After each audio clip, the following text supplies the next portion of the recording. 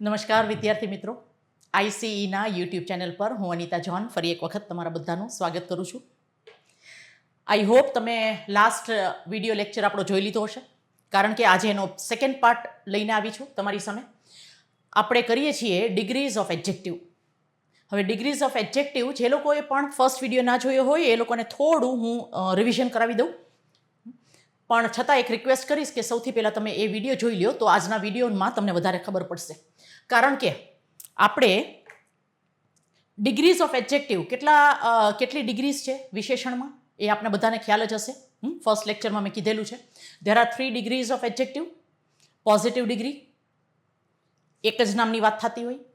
Comparative degree, એક નામની તુલના બીજા નામ સાથે થતી હોય. અને સુપરલેટિવ ડિગ્રી, એક નામની તુલના તેના જેવા જ બાકીના બધા નામ સાથે થતી હોય.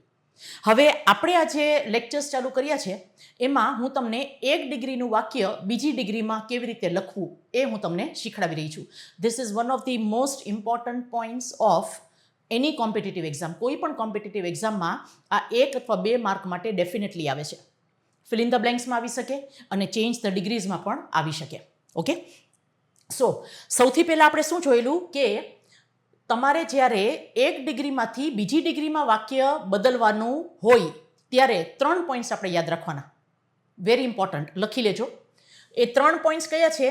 The meaning of the sentence should not change. સેન્ટેન્સનો જે અર્થ છે ને એ ના બદલાવો જોઈએ. તમે ભલે પોઝિટિવ ડિગ્રીનું વાક્ય કમ્પેરેટિવ ડિગ્રીમાં લખ્યું પણ એનો અર્થ ના બદલાવો જોઈએ. અર્થ સેમ જ રહેવો જોઈએ. ઓકે, હું તમને એક્ઝામ્પલ્સ આપીશ. પછી સેકન્ડ શું કહે છે? Adjective of the sentence should not change. એટલે જે વિશેષણ હોય, માની લો કે પોઝિટિવ ડિગ્રીનું વાક્ય કમ્પેરેટિવમાં કરીએ છીએ તો પોઝિટિવમાં આપણે જે વિશેષણ વાપર્યું હોય એ જ વિશેષણ આપણે કમ્પેરેટિવ ડિગ્રીમાં વાપરવાનું. વિશેષણ બદલાવવું જોઈએ નહીં. આ બેઝિક નિયમ સેકન્ડ. અને થર્ડ નિયમ શું છે? આ ત્રણેયને આપણે સર્કલ કરી નાખીએ. તમારું ધ્યાન અહીંયા જવું જોઈએ. મિનિંગ ના બદલાવો જોઈએ, વિશેષણ ના બદલાવવું જોઈએ અને ટેન્સ ના બદલાવો જોઈએ. ઓકે, સો આ 3 બેઝિક નિયમ સાથે મેં તમને ફર્સ્ટ રૂલ તમને સમજાવેલો. કમ્પેરેટિવ ડિગ્રી ટોટલ આપણે 3 અલગ અલગ રૂલ સમજવાના છે. કમ્પેરેટિવ ડિગ્રીમાંથી પોઝિટિવ ડિગ્રી અથવા પોઝિટિવ ડિગ્રીમાંથી કમ્પેરેટિવ ડિગ્રી આપણે પહેલા લેક્ચરમાં જોયેલું. આજે હું તમને કરાવવાની છું સુપરલેટિવ ડિગ્રીમાંથી પોઝિટિવ ડિગ્રી અને કમ્પેરેટિવ ડિગ્રીનું વાક્ય બને, અને એ જ રીતે વાઇસ વર્સા. અને એમાં પાર્ટ 2 આવે છે. બાહુબલીના 2 પાર્ટ હોય તો આપણા હોઈ શકે. તો સુપરલેટિવ ડિગ્રી પાર્ટ 2, એમાં પણ પોઝિટિવ ડિગ્રી અને કમ્પેરેટિવ ડિગ્રી.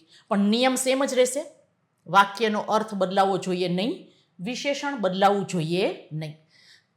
તો લાસ્ટ લેક્ચરમાં મેં તમને જે કરાવેલું એ શું હતું? કમ્પેરેટિવ ડિગ્રીનું વાક્ય આપણે પોઝિટિવ ડિગ્રીમાં લખ્યું. ટ્રાન્સલેશન કર્યા વિના આપણે કરવાનું છે, એટલા માટે મેં તમને ફોર્મ્યુલા આપેલી કે જો કમ્પેરેટિવ ડિગ્રીમાં ટોલર ધેન આપેલું હોય, હવે આ ટોલરની જગ્યાએ બીજું કોઈ પણ શબ્દ આવી શકે. શોર્ટર, વાઇડર, બ્રોડર, મોર ઇન્ટેલિજન્ટ, કોઈ પણ હોય. ઓકે, તો સામે શું થઈ જશે? નોટ સો ટોલ એઝ, અથવા આ સોની જગ્યાએ એસ પણ વાપરી શકો. Not as tall as. એટલે જોવાનું શું હતું કે કમ્પેરેટિવ ડિગ્રીમાં નોટ ના આપ્યું હોય તો પોઝિટિવ ડિગ્રીમાં નોટ આવશે.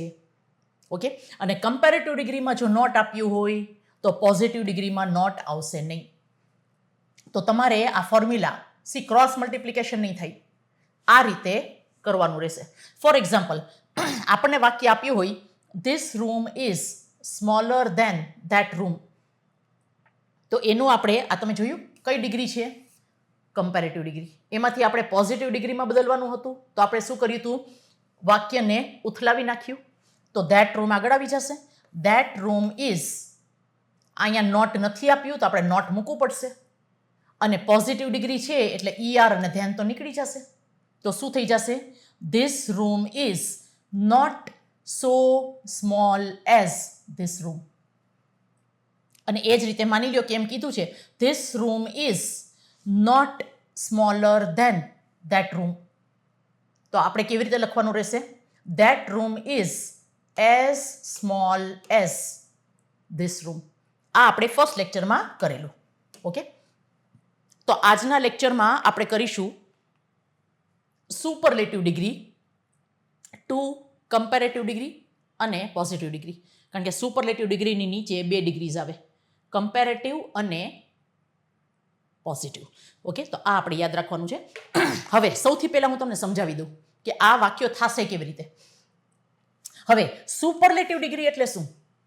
સુપરલેટિવ ડિગ્રી એટલે સૌથી ઉપર. મેં તમને શું કીધેલું? સુપરથી ઉપર કાંઈ ના હોઈ શકે, એ ખાલી રિયાલિટી શોમાં હોઈ શકે. સુપરથી ઉપર કોઈ હોઈ શકે નહીં, એને કહેવાશે superlative degree.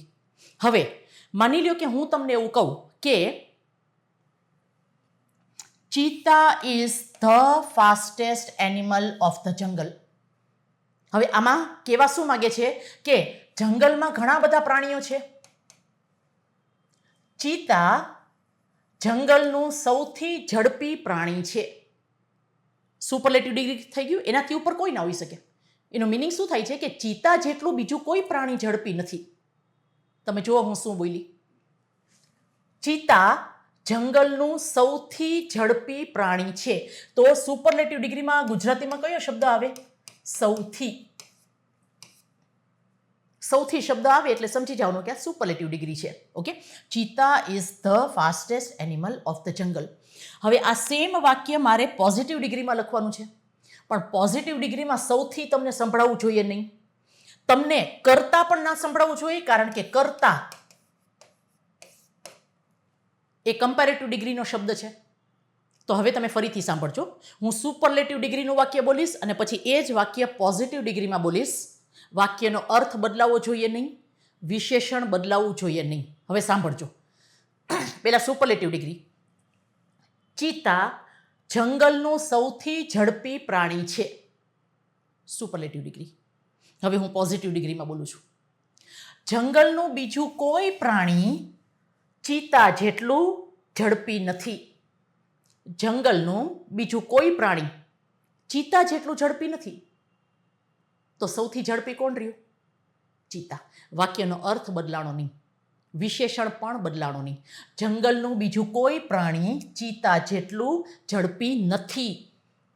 No other animal of the jungle is so fast as cheetah. હવે તમે જોશો અહીંયાથી EST નીકળી ગયું, ER પણ નથી. વાક્યનો અર્થ પણ બદલાણો નથી, વિશેષણ પણ બદલાણું નથી.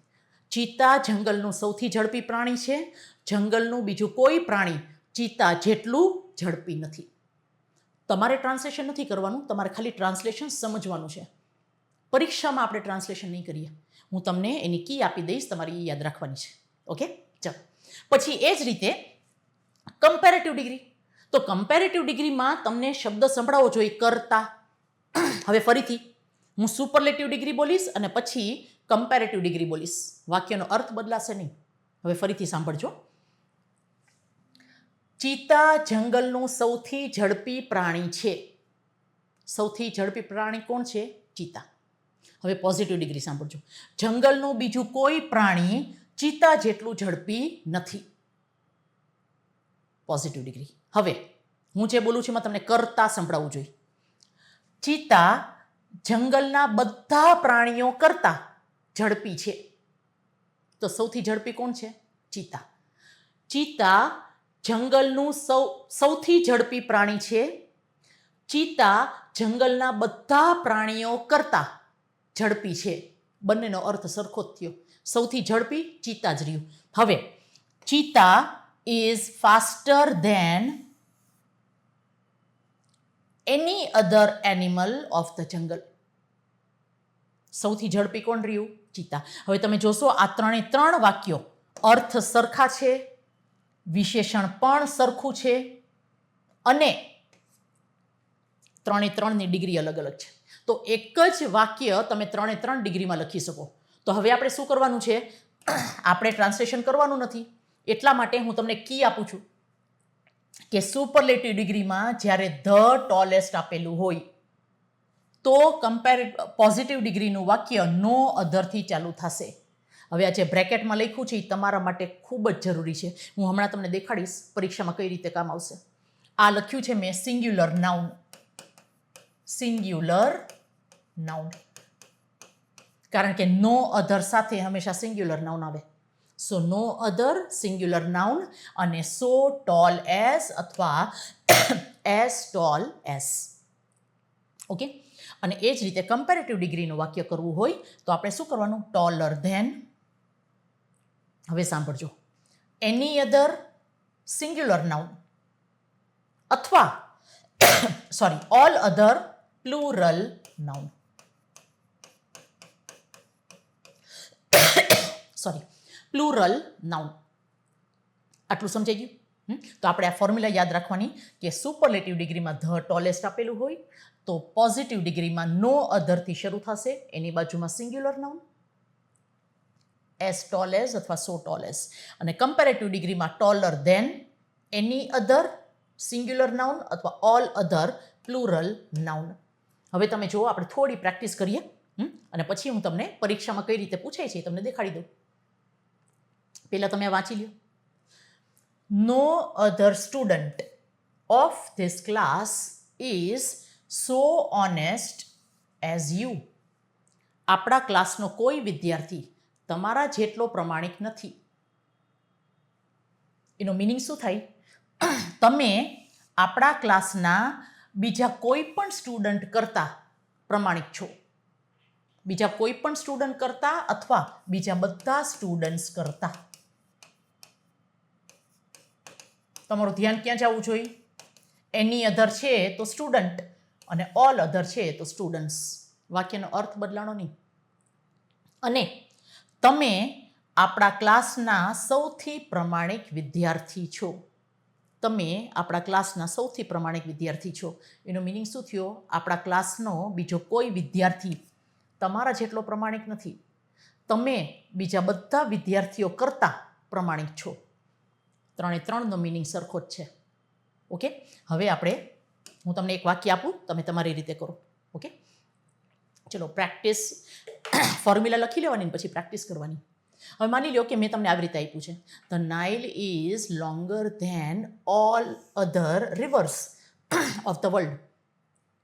નાઇલ દુનિયાની બધી નદીઓ કરતાં લાંબી છે. હવે આપણે આને પોઝિટિવ ડિગ્રીમાં લખીએ તો આનો મિનિંગ શું થશે? દુનિયાની બીજી કોઈ નદી નાઇલ જેટલી લાંબી નથી. No other singular noun river of the world is so long as the Nile. વાક્યનો અર્થ સેમ જ રહ્યો. No other river of the world is so long as the Nile. હવે આ સેમ વસ્તુ આપણે સુપરલેટિવમાં લખવાની છે. તો આનો મિનિંગ શું થશે? નાઇલ દુનિયાની બધી નદીઓ કરતાં લાંબી છે. નાઇલ દુનિયાની સૌથી લાંબી નદી છે. Nile is the longest river of the world. થઈ ગયું? Nile is the longest river of the world. Okay, વાક્યનો અર્થ બદલાણો નહીં, વિશેષણ બદલાણો નહીં, અને 3 ડિગ્રીમાં આપણે વાક્ય લખ્યું. હવે તમે કહેશો મેડમ પરીક્ષામાં કઈ રીતે આવશે? તો આપણે જોઈ લઈએ પરીક્ષામાં કઈ રીતે આવશે.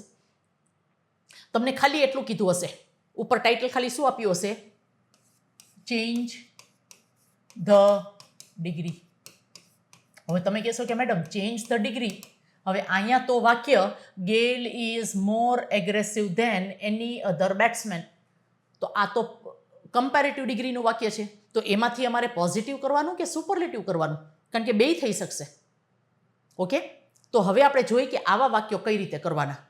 તો સૌથી પહેલાં આપણે શું કરીએ કે હંમેશા થિયરી ઓફ એલિમિનેશન, પહેલાં ઓપ્શન્સ જોઈ અને 2 નક્કામાં કાઢી નાખવાના. કેવી રીતે?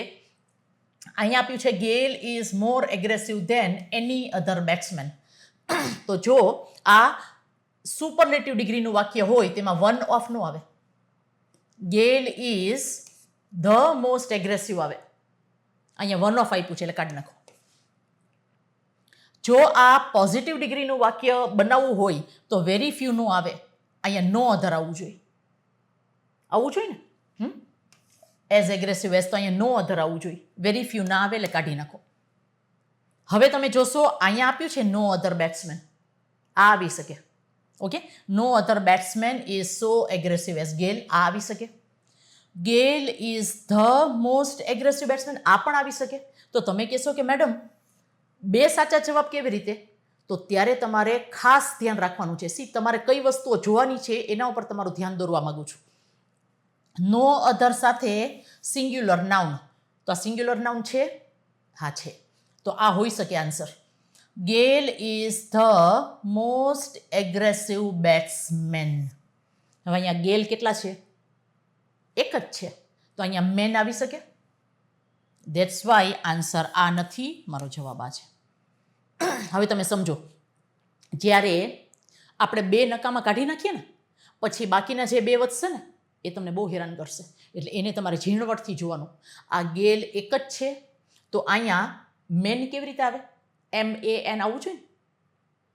હું એમ કહી શકું you are a good students, તમે એક સારા વિદ્યાર્થીઓ છો એવું બોલી શકું? હા, તમે એક કરતાં વધારે, સોરી, હું તું સપોઝ બોલું, આ મને તું શબ્દ ગમતો નથી એટલા માટે તમે બોલી, પણ છતાં એક્ઝામ્પલ આપવા માટે હું તું કરીને બોલાવીશ. ઓકે, તું એક સારો વિદ્યાર્થીઓ છો એવું બોલી શકાય? ના, તું એટલે એક જ વિદ્યાર્થી થાય. એ જ રીતે ગેલ છે એ એક જ બેટ્સમેન છે, તો અહીંયા એ આવવું જોઈએ. પરીક્ષામાં આ રીતે પૂછાશે. ઓકે, ટ્રાન્સલેશન કર્યું નથી, તમે જોયું? ટ્રાન્સલેશન કરવા જ નહીં દો.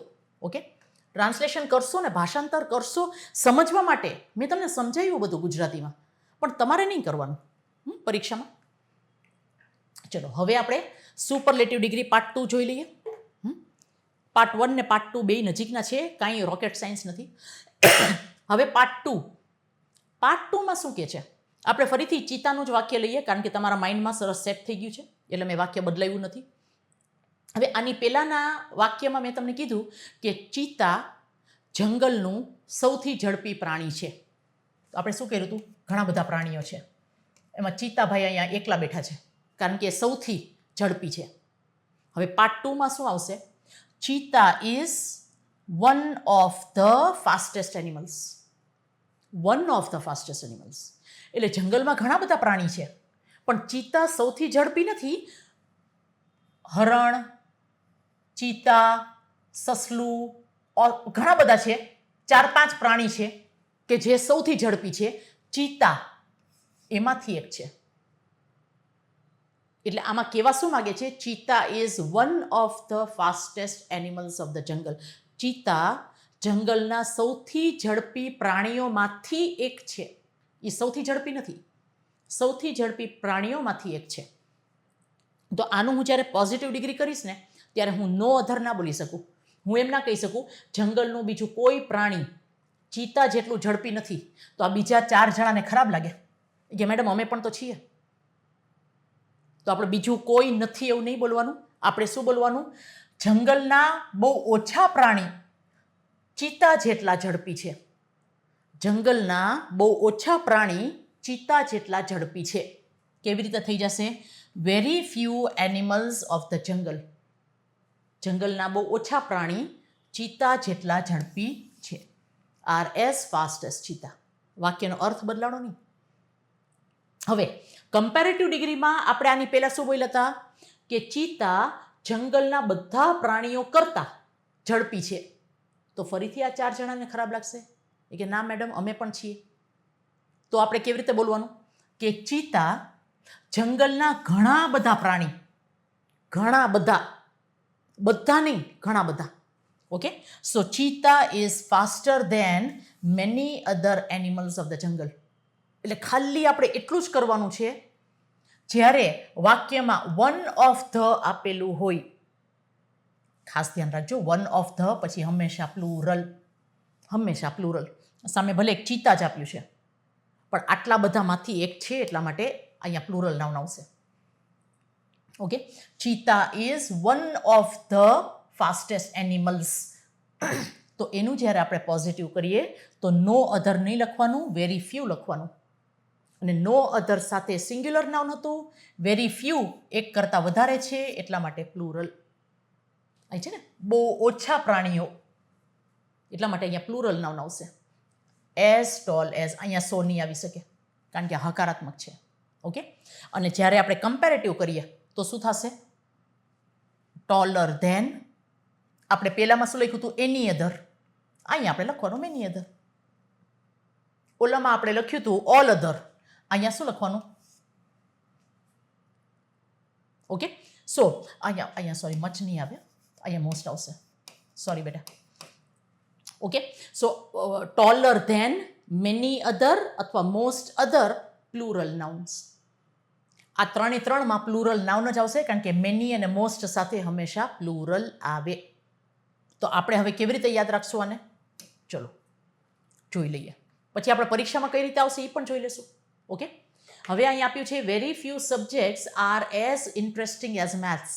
ગણિત ગમે ને? કાશ મારું ઇંગ્લિશ પણ ગમત. હા, ધીમે ધીમે ગમવા મળશે.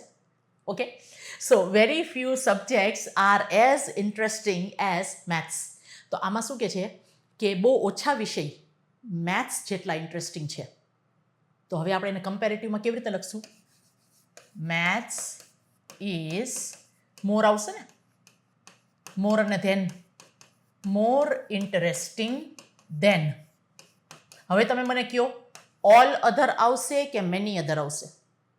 અહીંયા વેરી ફ્યુ આપ્યું છે તો ઓલ અધર નો આવે, મેની અધર આવશે.